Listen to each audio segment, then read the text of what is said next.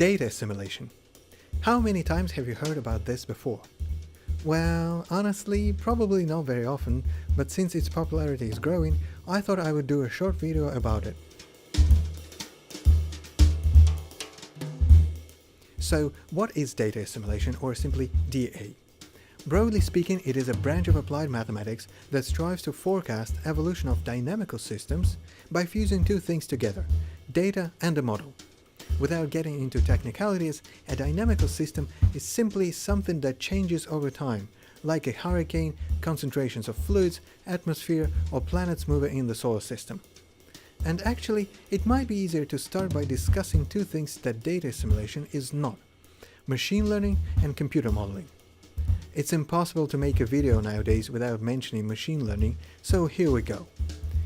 Machine learning is often thought of as a system with an input and output, which is treated as a black box, meaning you don't know what lies inside, but would like to infer the internal structure of that thing purely from data. All you care about is the pairs of inputs and outputs, x's and y's.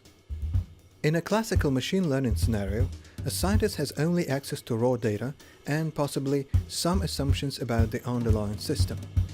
He or she tries to predict the output given an unseen input by observing a number of input-output pairs. For example, suppose you want to predict a car's speed in the future. You only know its current speed. Now, this might seem a little tricky, but if we assume there is some law that describes the car's movements, then by observing it long enough, we might be able to predict the car's speed in the future. Now let's look at what computer modeling does. Here we start with basic assumptions about the underlying system and derive a model that best describes that system according to our assumptions. We then try to approximate that model on a computer, or as we call it, run a numerical simulation. In our previous example with the car, say we know that the person driving the car is Jean-Baptiste Joseph Fourier, so fittingly he would accelerate the car according to a perfect sinusoid. Given initial conditions and Newton's second law, and assuming there is no friction and other idealistic conditions, we could calculate exactly the velocity of that car at any given moment in time. Now, of course, you don't need a computer for such a trivial task, but there are problems that are much harder, like simulating fluids. So, how does data assimilation relate to these two things? It comes into play when you are lucky, or unlucky enough, to have both, data and a model. However, the biggest caveat here is that neither one of them is fully trustworthy. Data is noisy and the model is idealistic. Put differently, your model is somewhat true, the data is also somewhat true, and you want to facilitate a sort of happy marriage between the two. Remember our car example? Let's now suppose we only know that the driver is one of the Fourier family. Joseph's relatives can probably all accelerate a car, but not as precisely as Joseph himself. Let's also suppose that the road is not perfectly straight, it has bumps and potholes, and the car is pretty old, so the engine is acting up, etc., etc. We also have data from the moving car, not only its speed, but also engine revolutions per minute, pressure exerted on a gas pedal, and so forth. The measurements are slightly corrupted by tools that we use to measure those things. You see how it becomes more realistic compared to our idealized setting?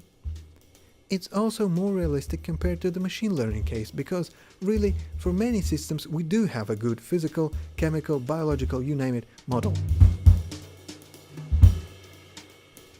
Data assimilation originally came from a very practical field, weather prediction. It arose from a need for a hybrid approach that would combine models and data. Weather evolution can be described by a complex set of equations such as Navier-Stokes equations, but due to its chaotic nature and the sheer number of simulations needed, it's entirely impossible to predict weather using models only. That's why models are simplified at the expense of introducing a lot of unknowns, which we would have no way of finding unless we had data.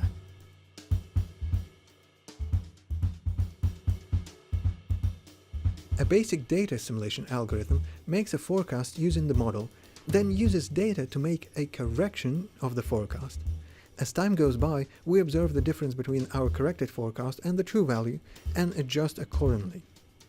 the biggest challenge is finding the right balance between the model and data. In other words, do you trust your model more than noisy observations at a given moment, or vice versa? There is much more to data assimilation than I've just described. The algorithms get very involved, and some are only guaranteed to work in simple scenarios but are still used to good effect in more complex settings. So, although you may not have heard of data assimilation before, the field has been booming in the last couple of decades and will be ever more useful in the future as humanity learns how to deal with rapidly growing amounts of data. This video is hugely inspired by a YouTube channel, Minute Physics, so all credit for the idea goes to them.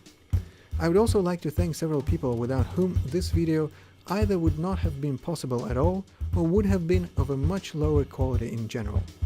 They are listed on the screen. Thank you.